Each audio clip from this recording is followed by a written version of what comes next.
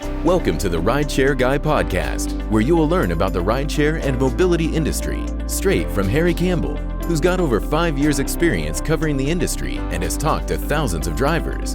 There's no better place to stay up to date, entertained, and educated. So let's dive in.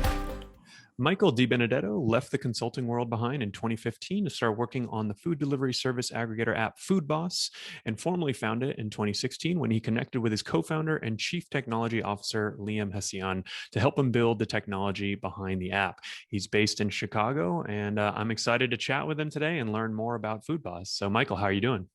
Good. How are you? I'm doing well.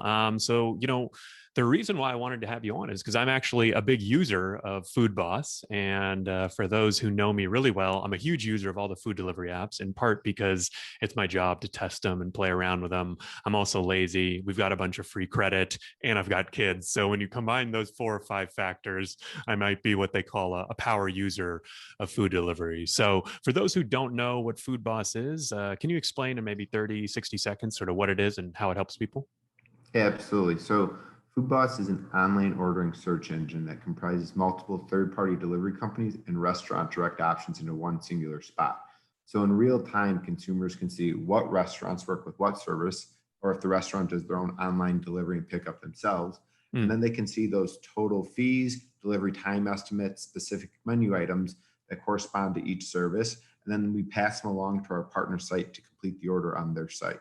So very much think of it like a Kayak or Trivago in the travel space, a SeatGeek in tickets, a GoodRx in pharmacy, CarGurus in the car space. Basically, every vertical has a search engine, and we're just adding that concept to food delivery and pickup. Gotcha. So are most people using the mobile app that you guys have, or desktop, or how does sort of the breakdown work there? So it's more heavily geared towards mobile website and app. People do use desktop during the pandemic, a lot more ordering and stuff like that, and people working from home. But the great thing about our platform is that when we can have it desktop to desktop, we do mobile website to mobile website. We can do app to app when we pass people along. And if they don't have the app of the given service that they choose, we can have them to go from app to the mobile website of our partner site. So they always have a very seamless, easy process to use. Right. I mean, I guess I imagine it does get kind of confusing. So I think I may have done this before, but can you place a DoorDash order, for example, on a mobile desktop or a mobile phone, or do you have to be in the DoorDash app? So you can place an order for DoorDash on their desktop version or mobile website version. Oh, cool. I mean, obviously, you just have to have a DoorDash account, I guess, right, in order to then place that. Okay, very cool. So I saw on the website, the Foodboss website, that it's available in 3,000 plus cities. Do you care to share any numbers around users or sort of your top cities, or what can you tell us to give us a little bit better sense of the company and sort of where it's operating and I guess where it's popular too? Absolutely. So we're adding about 2 to 3 new cities a week. Cool. And we're covering every major metropolitan market in the United States. And when we do a major metro here in Chicago, as an example, we'll count Chicago as a major metro, and then the surrounding cities could be Hyde Park with your University of Chicago, your Evanston with your Northwestern, things like that. So we are very, we have a great selection of restaurants on our platform. We are growing double digits each month. We have several 100,000 consumers on our platform, and that's growing. And then we're also driving in a gross meal value to our partners in potential, revenue for them to have ordered from is about 25 million, and that's growing on a yearly basis as well. So we're sending about $2 million worth of orders to our partners, and that's continuing to grow as well. Got it. So I guess if it's $2 million a month that you're sending to partners, what's the average order? Is around like $30, $40? Yeah. So people on our side, they can decide how much they want to spend before we pass them along to our partners to complete the order on their site. So typically they spend about $40 or so that they look to see, what the fees, time estimates, menu items, all that would correspond with, an industry average of the $40. Got it. Got it. Okay, cool. So it definitely sounds like a lot of meals being ordered. And I imagine that you've seen a big spike during the pandemic with lots more folks ordering food delivery. Do you have any interesting insights or interesting data? Because I think one thing that's always cool with third-party companies, that have a bunch of users or have access, right? Like DoorDash and a lot of these companies, they don't often release a lot of data. Maybe positive data, like, hey, we're seeing a lot more orders, but they tend to not release some of the negative data. So I'm curious if you had any unique insights. I guess other than, demand has obviously been way up, I'm guessing, but can you share anything around that? Yeah, so one unique tidbit was back when the pandemic first started and there was some type of panic and restaurants were closing and people didn't know which restaurants were working with what services, what restaurants were open. There was a lot more grocery buying. Food delivery scaled back significantly. Yeah. We actually grew in that period because people came to our site for our value proposition, which is finding complete information in one place, right? When you don't know who works with what service, what their delivery time hours are, what their hours of operation are, we give that to all consumers. And that goes back to some of our value propositions that we have for our consumers is instead of having to have 2, 3, 4, 5, 6 food delivery apps on your phone and then all the restaurant branded apps, you might have one or two favorite because food delivery is very geographical based. So the market leader in San Francisco, different than Chicago, New York, Miami, Dallas, et cetera. So we help our consumers find everything in a very concise space, just like travel. I'm an American Airlines loyalist because I'm from Chicago. But if American doesn't have the flights that I want, I'm not going to download or look at United, Southwest, Delta, JetBlue. I'm just going to go to Kayak to find it.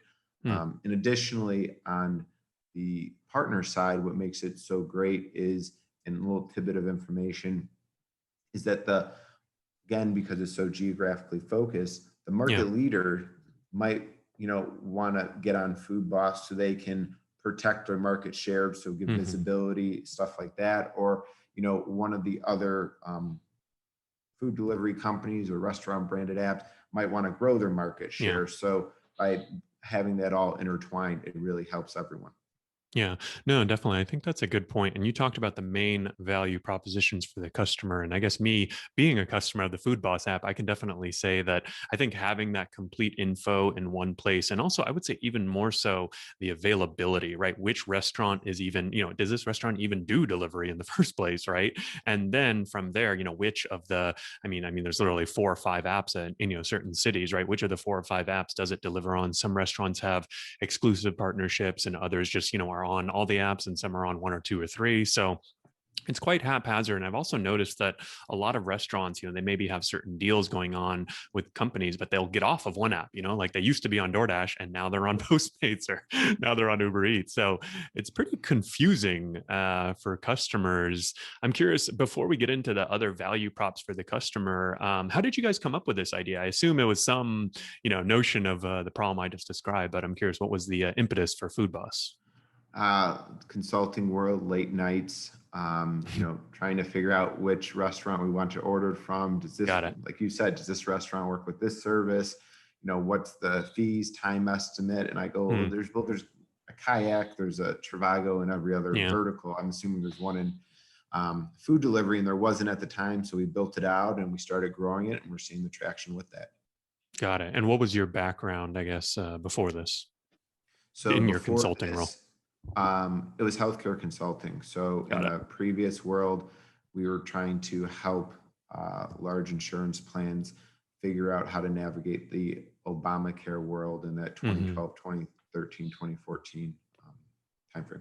Got it. So I'm curious, when we go back to the value proposition for the customer, what's it like relying on all of these partners for information like fees and time estimate? Because I personally have found like time estimates to be, I don't know what the numbers, actually you would probably be a good person to ask this, but I feel like they're not that accurate. Like I placed a lot of orders. So I'm a good person to talk to, but my lunch order yesterday was supposed to be 43 to 53 minutes. It showed up an hour and a half later. And I saw, I know how these systems work, right? So I saw on the receipt, it was, made it 11:26, and then it probably took the dasher way longer than it should have been to get there, and then they went some circuitous route, probably had a second drop off, and I got it at 2 or 1:30, right, or 2 o'clock, right? So I saw that it took an extra long time. So what's it been like kind of relying on those partners for those estimates? And I mean, I guess just how valuable is a time estimate if it's not always that accurate, or is it more accurate than I think? I mean, it's accurate for the most part, but if you look at an analogy, when you're going to, on a flight to one city to another, there's Yeah. always things that comes up, right? Whether it's a Yeah. mechanical issue or, pilots might not be able to get there on time and things like that. And I think as a consumer, when you're flying, you've gotten kind of used to that. And the Yeah, same that's a thing good with point. food delivery. It's just, things happen. Restaurants get busy. Just drivers, have to do a few orders or inclement weather. All that stuff kind of plays into it. So I think we've gotten very accustomed as a consumer base that there might be some issues, and you have to Yeah. kind of go with the flow on that and see kind of what happens. Yeah. And I guess it must be important too for you to kind of separate yourself as Foodboss from the apps. I mean, because you obviously don't want to deal with any of these customer services. You don't want to get in between any of these orders. Is that right? I mean, you kind of want to make sure that they're direct, any issues that come up, they do resolve them with the restaurant or the third-party apps. So the one thing that we really pride ourselves on that really makes us unique is that we take the approach where we just pass you along to our partners to complete the order on their site. So Yeah. you don't have to create an account on our site. You just come and you click, place order. You go to a given third-party site or restaurant branded site. You log in, create an account. That branded app or that third party keeps the data, right? Yeah. You don't have to interfere with that stuff.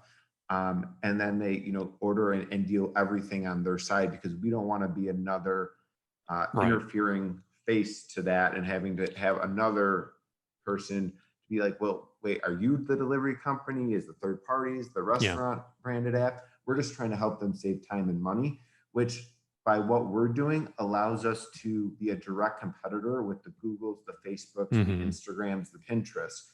Because when we go to, whether it's a third party or a restaurant branded app, we always say, spend your digital dollars with us. You're going to get a better return when you put your digital dollars with us and do a display campaign, do a sponsored service campaign or a subscription. Because again, when a user comes to Foodboss and they explore and they filter out to get to exactly what they want, they're going to complete the given action that our partner wants them to do more likely than if it just came from a Google, Facebook or whatever. For sure. Well, so let's dig into, all of these delivery services and, I mean, I guess so at a high level, how do you guys partner with them at all? Or is this, so like when I go into Foodboss and I search for a restaurant or a type of cuisine and I see all these different options, you guys have an official partnership with any of these platforms? Or is it some sort of like, high level API scraping, like similar to other food searching apps? I actually don't really know. How does the technology work basically?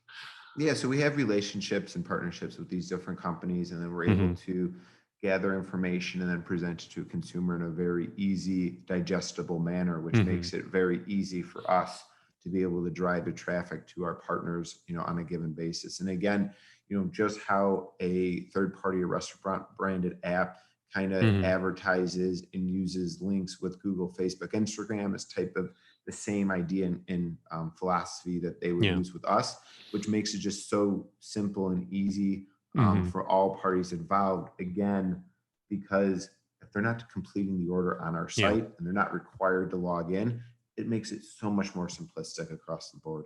Got it. So is it an open API in the sense that if Harry wanted to start his own competitor to Foodboss, I could go on and kind of do something similar? Or do you guys have some proprietary technology or relationships with the companies? So, there are barriers to entry in the sense that we do have multiple patents around what we have, right? We have patents around digesting menu items, putting it into a simple unified way, whether it's food delivery, grocery delivery, things like that.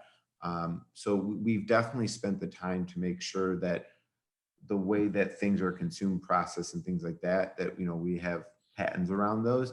But just in any other industry, there's always ways to enter the field and to be a competitor. We have large and small competitors, and back in the day, there were other companies that were doing this, and I came in as a smaller competitor and grew it.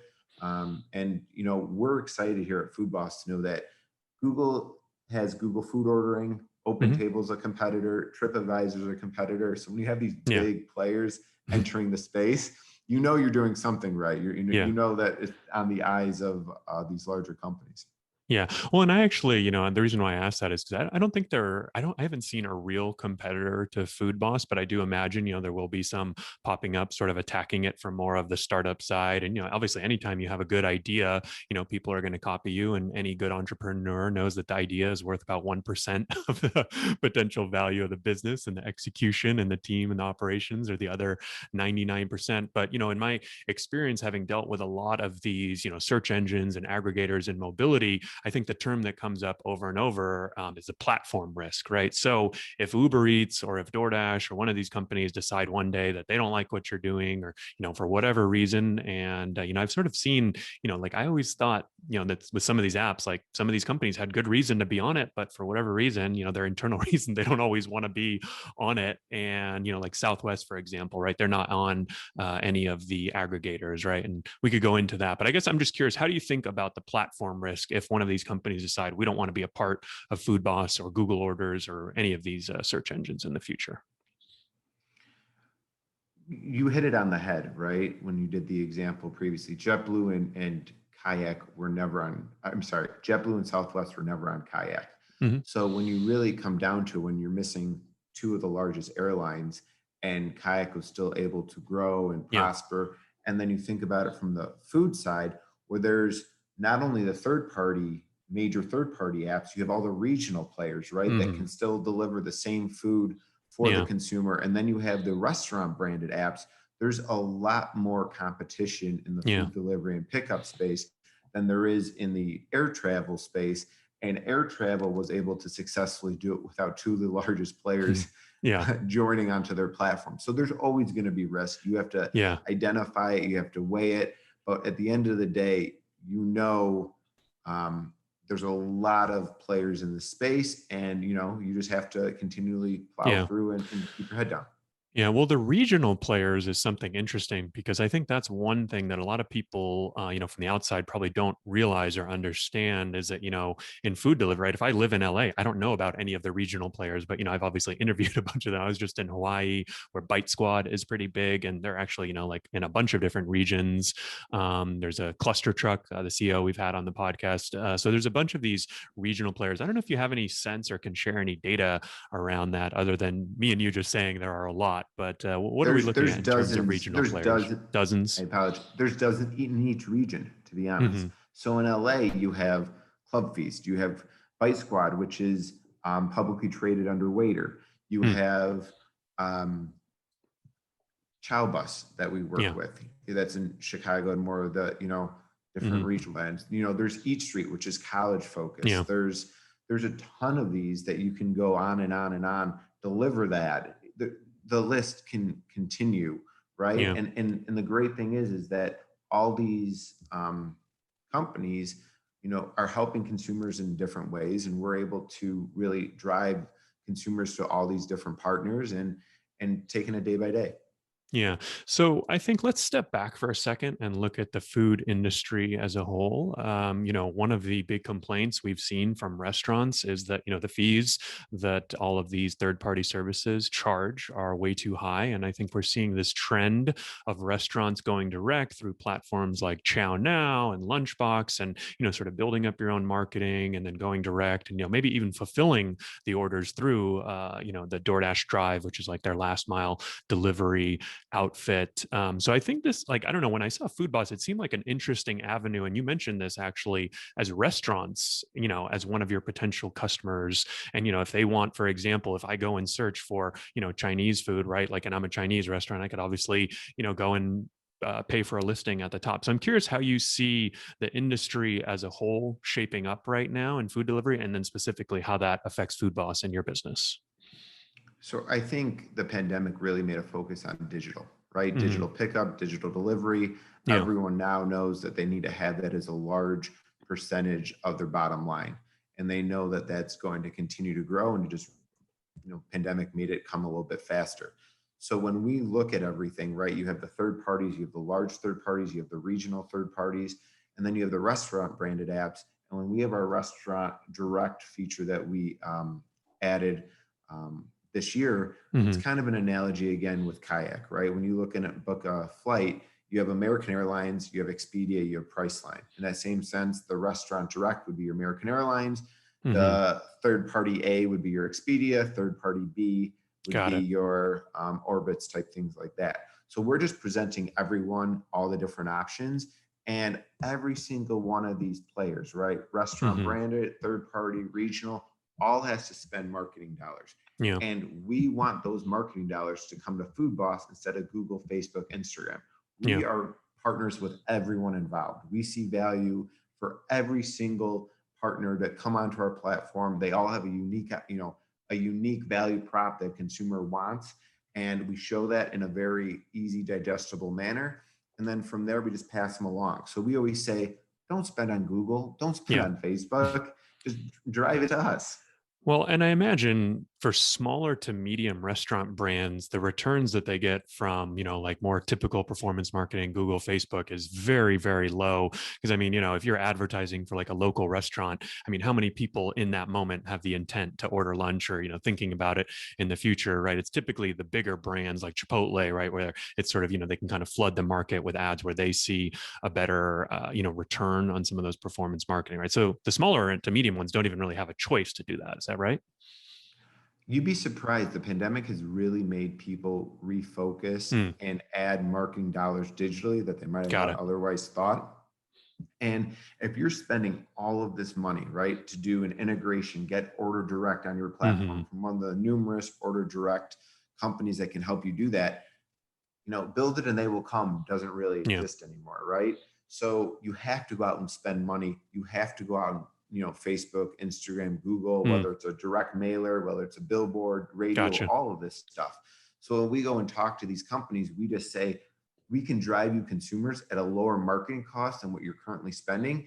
And they will complete that action, whether you want them to download the app, whether you want them to order right then and there, create an account, whatever that action is, we can help you drive to that in a very easy manner. Yeah. I mean, it's really a double-edged sword for, I think restaurants in this case. And this is kind of what we see across the gig economy. I mean, why people love working for Uber and Lyft and why people, restaurants want to be on these platforms is because there's so much top of funnel lead gen, right? If you're a local restaurant, you get onto DoorDash and boom, you start getting flooded with orders, right? Because there's so many people using these apps. Now, the complaint that all of, it's not just restaurants that complain about the high fees that they charge Uber drivers, the actual couriers are complaining too about the fees, basically the commission that the companies take. And so it does seem like an interesting opportunity for restaurants to basically achieve some of that lead gen, but at a much lower cost than paying, a 20 to 30% fee on every single order that scales, depending, on a $100 order, you're still paying 20, $30, right? Even though that acquisition might be a lot lower, right? Yeah, so it definitely, there's always different things that kind of happen in the food delivery space. And top of funnel is, one thing that, always people look at in order to drive traffic to their platform. But at the other side, they have to look at the overall marketing costs and things like that. So it always just, depends on what you're looking at on a daily, weekly, monthly basis. But at the end of the day, for Foodboss, we do know that we're growing monthly. So the top of the funnel will always be growing because of the value propositions, complete information. People are actively exploring already. They're trying to go from one site to another. They don't know who works with what restaurant. So we know that our top of funnel is growing. And then at the bottom side of it, we know we can help on the marketing cost side of your bottom line. So we really know that we can help on both sides, and we help the third parties, large regional, as well as the restaurant branded apps. Yeah. So you've mentioned ads a few times. Can you talk a little bit? I mean, I guess this is how Foodboss makes money. I mean, is the company profitable right now? I think you've got a pretty sizable team, right? That I think a lot of them are engineers. How does the team break down, first of all? And let's talk about the profitability and, how Foodboss makes money. So absolutely. So from a team perspective, we keep it very light. We have about 13, 14 people split between engineering and marketing. If you think about it from what we do, we don't accept the order. So we don't need any, delivery drivers or anything else like that. Again, we don't accept the order. So that means that we don't have, a need for credit card processing or anything else like that. And things like that, where, someone needs a refund or anything else. We don't really have a sales team because we're not trying to sell to individual restaurants. It's more looking at chains, regional players, larger players. There's only a finite number across the board, and talking about the digital dollars. Our business model is identical to how Kayak, Trivago, GoodRx, SeatGeek, all these other meta search engines currently, charge and make money. We just applied that same concept to food delivery and pickup, where again, it's digital dollars. It's competing against Google, the Facebooks. At the previous time when Kayak was around, it was, competing on the Yahoo ads, right? Instead of Facebook, because Kayak was around in, I think 2001, 2 or 3, somewhere around there. So we do all that. We always look at growing the business, right? We, on a per margin, we are always making sure that, it's great. And at the same time, we're just reinvesting our money back into marketing and just growing it out on that side. Got it. So if I'm someone who wanted to advertise on Foodboss, what would be my options? I guess I'm assuming that there's some sort of featured listing. That's pretty standard, right? And then you mentioned, I think you said subscription. Are there a couple other options?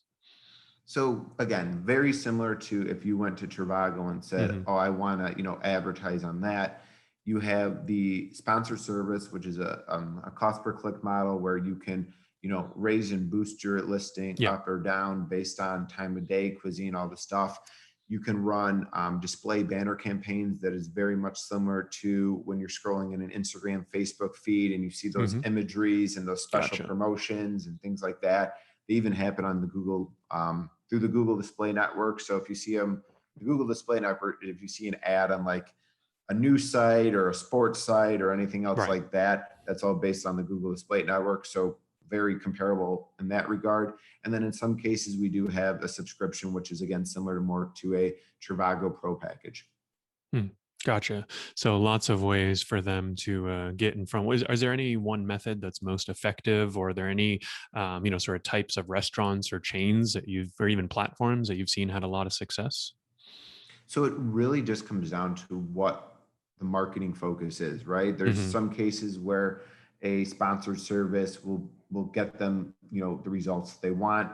Display, there's some performance based, but also display is brand awareness based. So if people want to advertise about a new product menu, a new promotion, there's ways to take over an entire city, and then subscription has its different values. But those three, it's a mix. In some cities it could be a little higher for one, lower for the other, but it's all based really on what the marketer wants to do at a given, week, month, etc.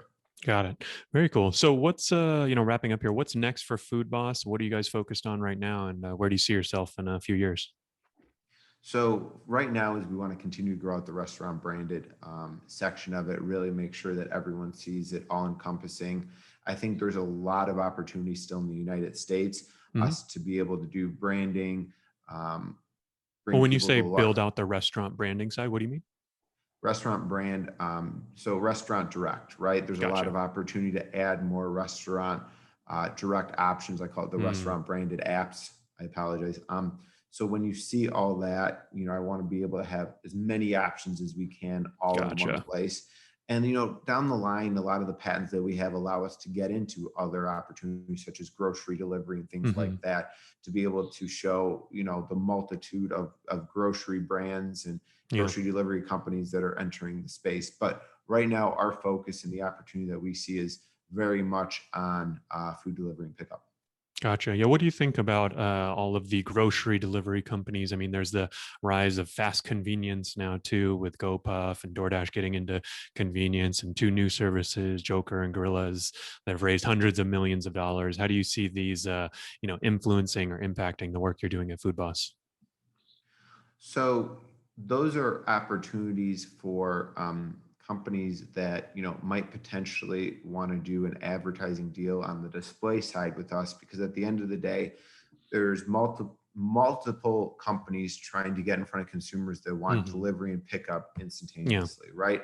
So it's really focused on that food delivery and pickup opportunity from third parties and the restaurant branded apps. And then from there, we can always go into grocery, but we're able to see a lot of people trying to figure out how to get eyeballs in front of a delivery consumer right then and there for a low marketing cost. Yeah, no, I mean, I guess that makes sense, right? If I'm someone who tends to order food delivery a lot, and especially if I use the Foodboss app, I probably am more of a pro, and I'm going to be much more likely to try a Joker or Gorillas or one of these new ultra fast 15-minute or less delivery options. So it seems like it'd be a good way for them to grow market share, I guess, that way, right? Exactly. You hit it on the head. Everyone kind of, if you're used to delivery, and pick up, then you're going to be very used to it in other verticals as well within the food realm. Yeah. Are there any sort of interesting or unique last mile delivery verticals that you've looked at or considered adding? I don't know, anything, alcohol, marijuana here in California is popular. I'm just curious if you've looked at any other verticals, in your time and considered them. Yeah, so there are several alcohol brands that are advertising on our platform right now on the display side for brand awareness, because a lot of these brands realize that people that are ordering delivery also want to have a beverage with them. They want to create that date night experience at home. So there's a lot of synergies with that. And we're not necessarily doing the alcohol delivery, straight place an order, but we've seen alcohol brands come to us, and we've actually launched with them that, I want to offer this product or this, let's put some ads on a steakhouse, and maybe the consumers are going to like, oh, I want this new bourbon or whiskey, or, it might be a hard seltzer on this, and things like that. Gotcha. Okay. And last question for real this time. How do you guys acquire users? What are your main acquisition channels?